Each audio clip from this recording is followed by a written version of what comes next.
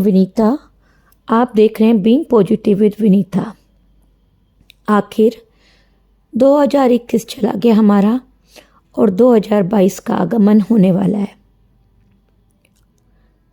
वैसे तो हिंदू संवत के हिसाब से नववर्ष का आरंभ चैत मास की प्रतिपदा को होता है, जिसे कि नवरात्रों का पहला दिन कहते हैं।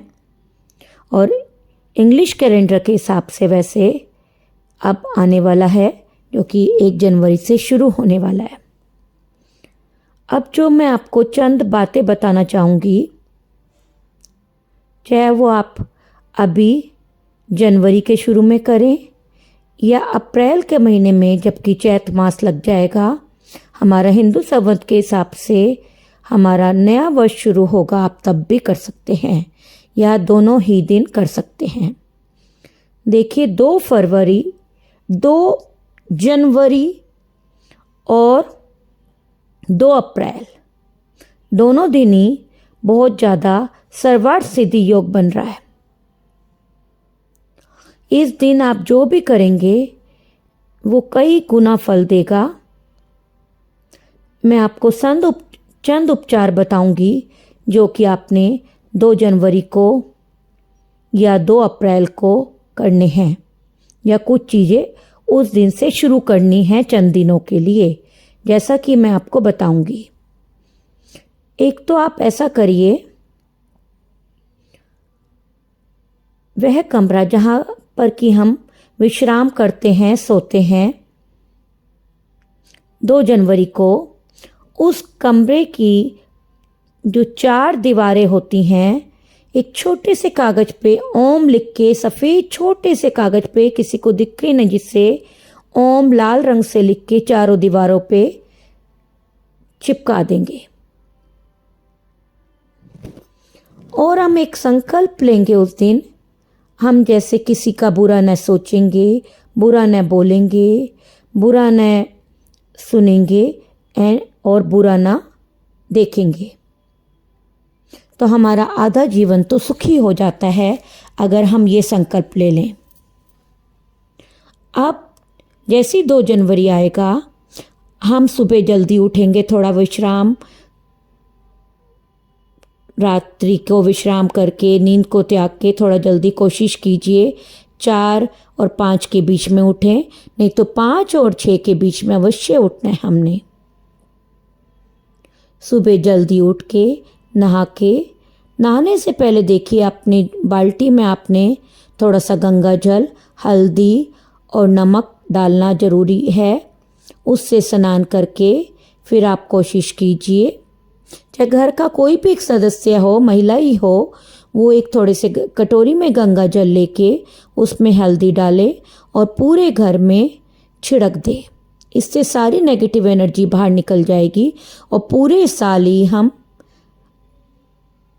अच्छे समय का अनुभव करेंगे। अब देखिए,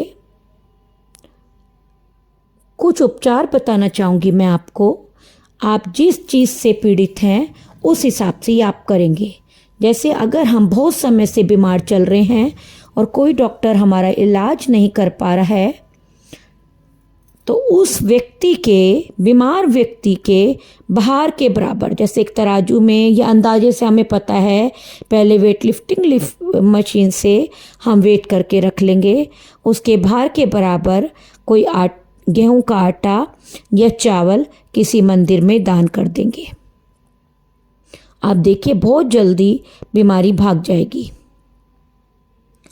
फिर भी आपको अगर उनकी बीमारी को ठीक होने में आप देखेंगे अभी बिल्कुल अच्छी तरह ठीक नहीं हुए हैं, तो आप प्रत्येक अमावस्या जो हर महीने आती है, आप कर सकते हैं चंद महीनों तक।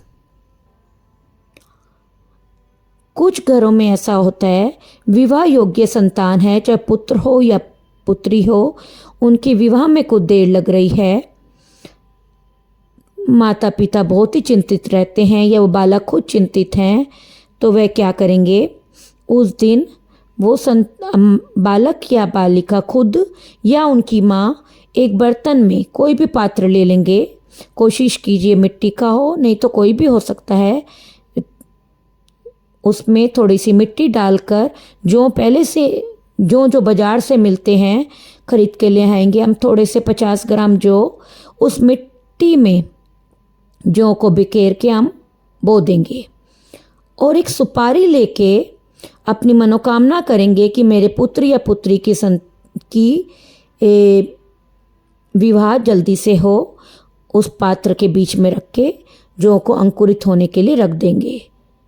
अपने मंदिर में रखें या कहीं भी शुभ जगह अपने किचन में रख सकते हैं। इससे आपको जल्दी ही अपने संतान के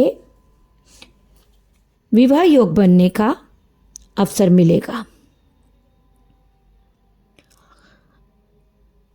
और एक बात और बताना चाहूँगी, अगर हमारा अपने सहकर्मियों मतलब जहाँ की हम काम करते हैं, नौकरी करते हैं या बिजनेस करते हैं, अपने सहकर्मियों के साथ हमारा संबंध ठीक नहीं है तो कोशिश कीजिए पहले दिन साल के मतलब 2 जनवरी को, क्योंकि बहुत ही अच्छा योग बन रहा है उस दिन 2 जनवरी को आप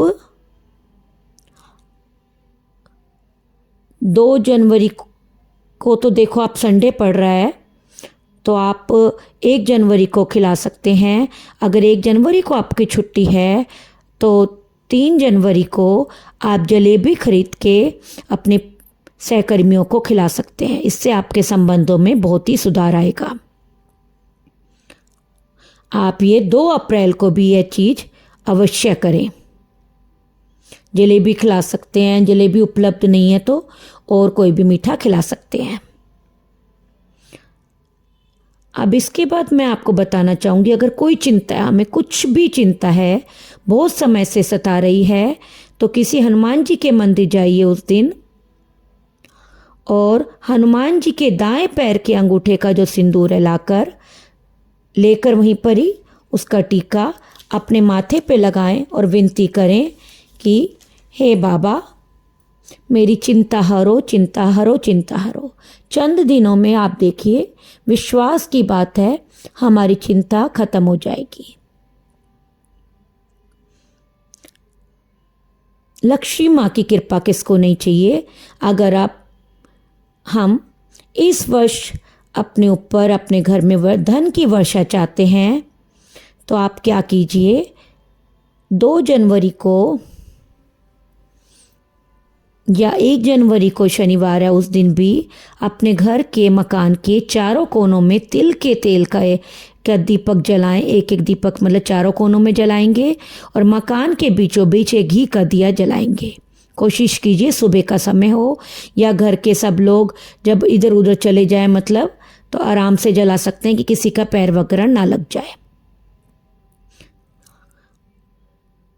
जैसे हम लोग कहते हैं, हम चाहे कितना भी रसोई में सामान खरीद लें लेकिन बरकत नहीं हो रही, तो आप क्या कीजिए, एक कांच के बर्तन में कोई भी बोतल हो, जैसे शहद वगैरह की होती है, बड़े मुंह वाली बोतल होती है, उसमें नमक भर लें। नमक कभी भी लोहे के पात्र में नहीं रखना चाहिए, कांच के बर्तन में नमक भर लें और उसमें 9 लौंग डालें।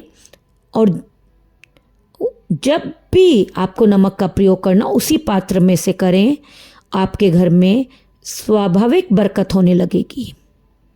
ये हमेशा मैं आपको कहती हूँ, नमक कभी भी, और जैसे नमक डालने की जो चम्मच होती है वो भी प्लास्टिक की रखी है, कांच की रखी है या लकड़ी की रखी है, कभी मेटल की चम्मच नहीं होनी चाहिए। और इसके बाद अगर बहुत प्रयास के बाद भी कोई पति पत्नी उनके संबंध अच्छे नहीं हो रहे, तो पूरे घर में कपूर जलाकर, मतलब 1 जनवरी 2 जनवरी को कुछ दिनों तक, चंद दिनों तक उस कपूर के अंदर एक लौंग का जोड़ा डालकर पूरे घर में घुमाना चाहिए। अगर हम विद्यार्थी हैं, मतलब स्कूल में शिक्षा ले रहे हैं, कॉलेज में शिक्षा ले रहे हैं और हमारा दिल पढ़ाई में नहीं लग रहा या बहुत पढ़ने के बाद भी हमारे नंबर नहीं आ रहे, तो हम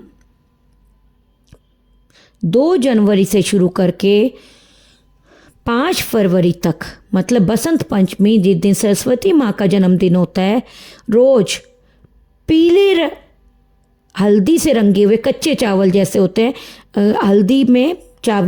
हल्दी को हल्का सा गीला करके उसमें चावल डाल के हल्का हाथ से रगड़ेंगे, तो आपके चावल पीले हो जाएंगे। रोज एम, मतलब रोज आप एम बोल के वो चावल, चंद चावल दुर्गा माँ के आगे चढ़ा दो, चाहे 11 बाल एम एम एम ऐसे बोल के दुर्गा माँ के आगे चढ़ाएंगे तो अवश्य आपको अपनी विद्या में बढ़ोतरी मिलेगी। अगर आप अपना मकान बनाना चाहते हैं और आप चाहते हैं कि आपकी अपनी ज़मीन हो जाए, तो रोज़ चंद दिनों तक 2 जनवरी से शुरू करके या 1 जनवरी से शुरू करके एक तुलसी पत्र हनुमान जी के मस्तक पर चढ़वाएं।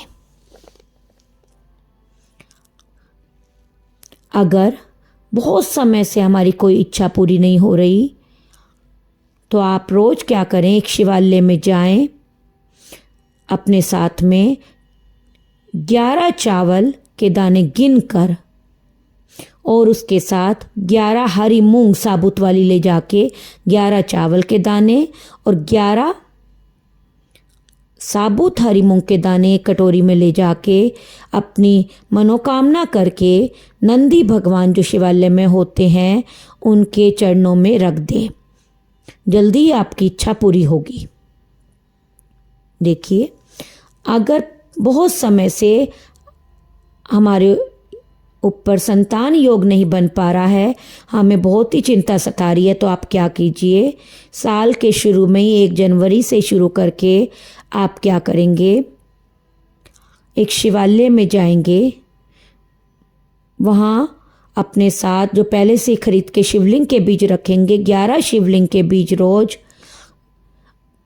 बाबा शिव पर जल चढ़ाने के बाद 11 शिवलिंग के बीज चढ़ाएंगे और जो चावल पहले से चढ़े हुए हों शिवलिंग के ऊपर से वो थोड़े से चावल उठा के अपनी मनोकामना करते हुए कि मुझे संतान की प्राप्ति हो, वो चावल घर लाके दूध के साथ आप चंद चावल लियो, 2 दाने 4 दाने दूध के साथ आप सेवन करें। चंद दिनों में आपको खुशखबरी मिलेगी और संतान योग बनेगा। ये चंद बातें मैंने आपको बताई हैं, अगर आप अपने जीवन में उतारेंगे तो आपको बहुत ही फ़ायदा होगा। साल की जैसे कहते हैं शुरुआत अच्छी तो अंत अच्छा। आप शुरू में ही शुरू करें और नवरात्रों में फिर से आप कर सकते हैं जब चैत मास शुरू होगा 2 अप्रैल से। अपने घर में कोशिश कीजिए, बरकत आती है। पहली रोटी गाय की, आखिरी रोटी कुत्ते की, मतलब इस बहाने से हाथ से दान होता रहता है। अब मैं आपसे विदा लेती हूँ। आप मेरे चैनल को like, subscribe and share please करना न भूलिएगा।